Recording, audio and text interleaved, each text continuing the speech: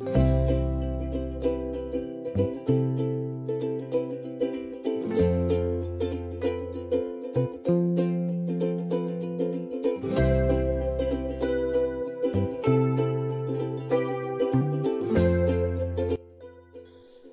मी सारिकास kitchen मध्ये तुमचं खूप खूप मनापासून स्वागत करते। तर आज आपण फराळाची सिरीज चालू केलेली आहे, तर त्यातली ही आहे 5वी फराळाची रेसिपी। ती म्हणजे मी आज छान मुरमुऱ्याचा चिवडा बनवणार आहे। या अगोदर आपण गोड शंकरपाळे बनवलेले होते, आलू शेव बनवलेले होते, त्यानंतर चकल्या बनवल्या, त्यानंतर मक्याच्या पोह्यांचा चिवडा बनवला। तर आज छान मुरमुऱ्याचा चिवडा बनवणार आहोत, तो सगळ्यांनाच आवडतो। तर चला मग बघूया की मुरमुऱ्याचा चिवडा कसा बनवायचा। तर त्यानंतर रेसिपी कशी वाटली हे कमेंट करून सांगत चला। तर व्हिडिओला लाईक करा, शेअर करा आणि चॅनलला सबस्क्राईब करा नसेल तर चॅनलला नक्की सबस्क्राईब करा। मी इथे घेतलेले आहेत मुरमुरे, तर मी अर्धा किलो मुरमुरे घेतलेले आहेत। तर मी अर्धा किलो मुरमुऱ्याचा चिवडा बनवणार आहे। तर हे मुरमुरे जर तुम्ही ऑलरेडी फोडून ठेवलेले असतील तर त्यांना अगोदर ऊन दाखवून द्या।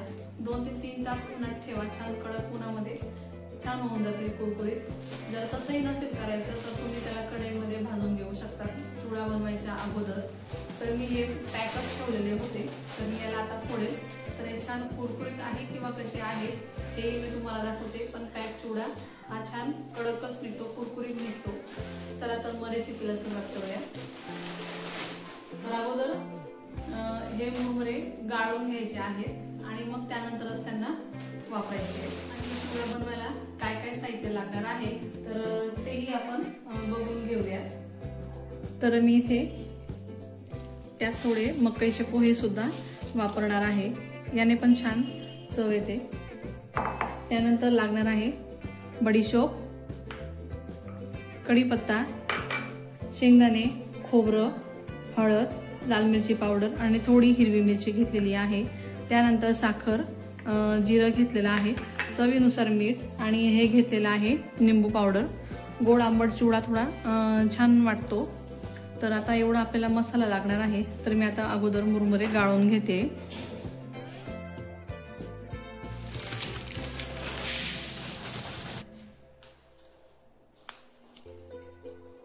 छान कुरकुरीत आहे, ते आता गाळून घेते।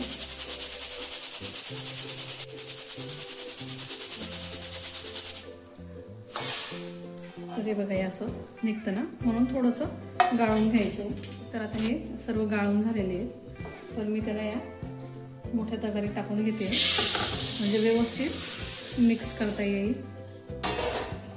तर आता हे राहिलेले पण टाकून घेते। हे छान गाळून झालेले आहे।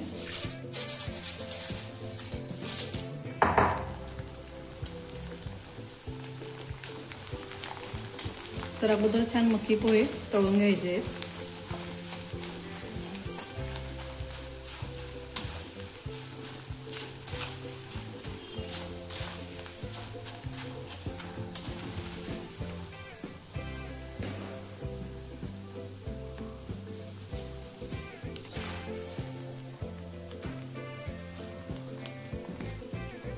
तर मक्की पोहे आहेत ना, हे फुल गॅसवरच तळायचे, म्हणजे छान फुलून येतात।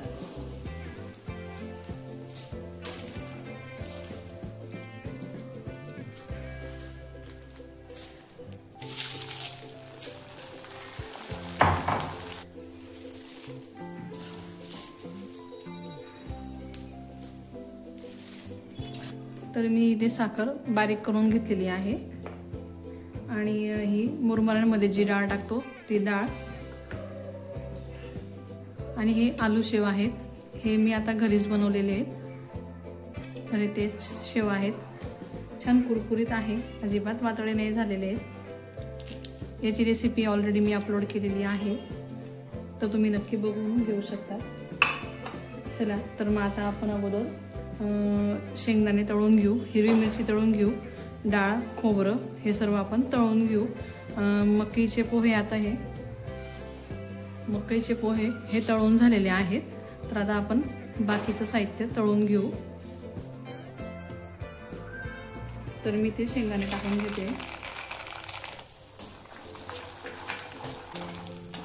कमी गॅसवर तळून घ्यायचे।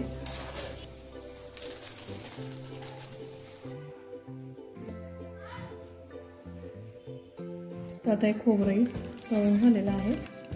त्यानंतर आता तळून घेईल डाळ तळून घेते. आता थोडीशी तळते, जास्त नाही.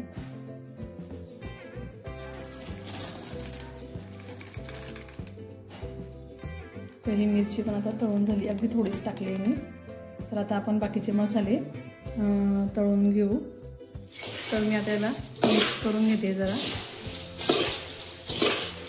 ठीक आहे, आता आपण मसाले तळून घेऊ. तर यात मी अगोदर कढीपत्ता टाकून घेते.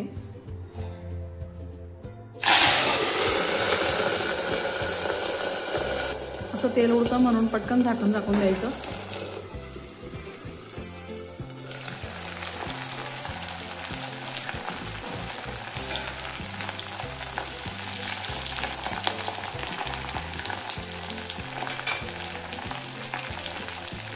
तर यात मी आता टाकून घेते जिरं 2 चमचे, बडीशोप 3 चमचे. आता हे व्यवस्थित अगोदर तळून घ्यायचं आहे.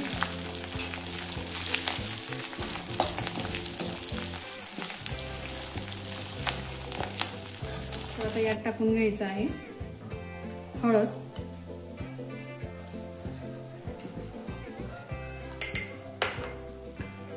चाट मसाला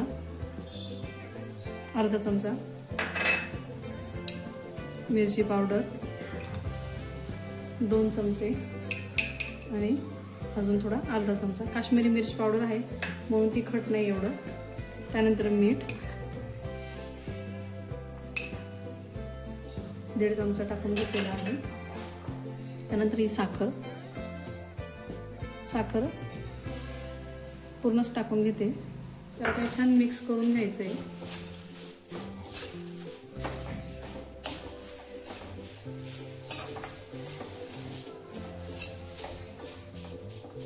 तर यात मी थोडं तेल टाकते.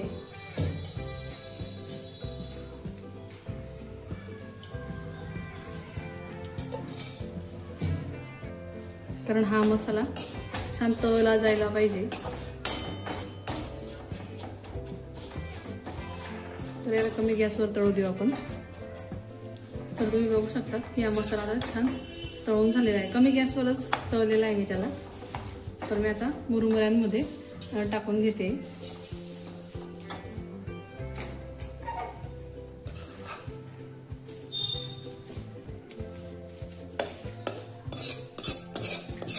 आता हलवाईवाल्यांच्या मोठ्या मोठ्या कढया असतात म्हणून ते कढईतच मिक्स करून घेतात.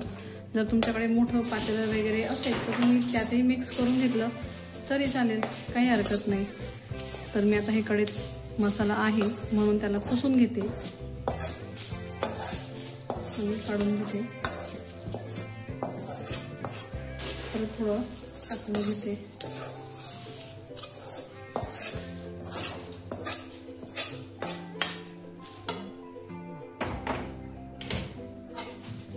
त्यात हे मिक्स करून घेते.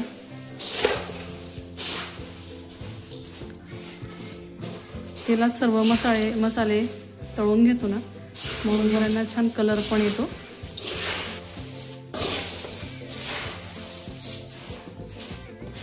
तर आता यात टाकून घ्यायचे शेव.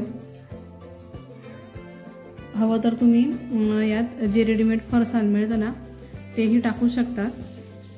हे बघा छान सॉफ्ट नाही, छान कुरकुरीत तयार झालेली आहे. हे बघा.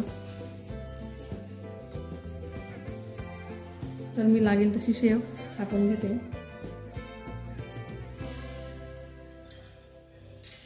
हवं तर तुम्ही जाड शेव जरी टाकली तरी चालेल.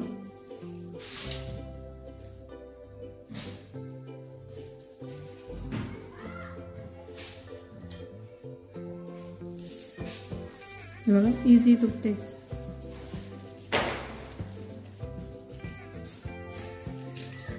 तर मी त्याला ना हातानेच मिक्स करते कारण त्यात जे मसाले आहेत त्यालाही व्यवस्थित असंच हाताने मला लावून घेता येईल. ते गार झालंय आता. गार म्हणजे कोमट आहे तरी.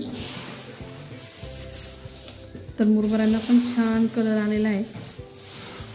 तर यात निंबू पावडर टाकायचं राहिलेलं आहे, तर मी त्याला आहे ना मिक्सरमध्ये बारीक करून टाकून घेते. अगोदर हे मिक्स करून घेते. तर हे बघा छान बारीक करून झालेलं आहे. तर मी ना ते टाकून घेते.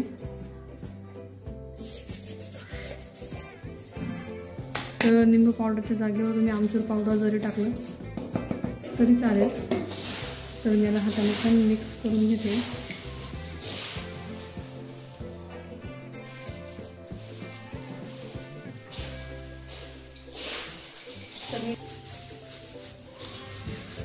तर खालून वरून असं सगळं व्यवस्थित घालून घ्या, कारण काही वेळेला काय होतं ना खालचा राहून जातो. मिक्स करायचं. याला आहे ना अर्धा एक तासाने अजून छान कलर येतो. हे बघा हे असे चटणी वगैरे राहून जाते, म्हणून असं त्याला व्यवस्थित लावून घ्यायचं आहे. हां, तर काय सांगत होते मी की अर्धा ते एक तास याला नंतर असं राहू द्यायचं.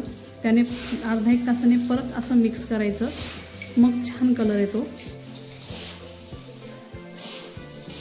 तर हा जर छान मिक्स करून झाला आहे, तर यात आपण आता मीठ वगैरे चेक करून बघू की कसं झालेलं आहे ते.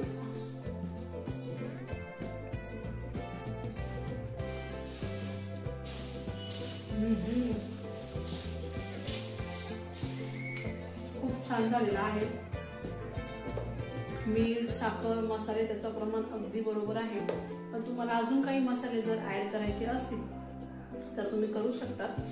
त्यात चिवडा मसालाही मिळतो, तर तुम्ही तोही टाकू शकता. तोही टाकला तरी काही हरकत नाही. आता हा गार झाला, याला छान हवाबंद डब्यामध्ये ठेवून द्यायचा. चला तर मग या दिवाळीच्या फराळामध्ये तुम्ही अशाही पद्धतीने चिवडा बनवून बघा आणि कसा वाटतो तेही कमेंट करून सांगा.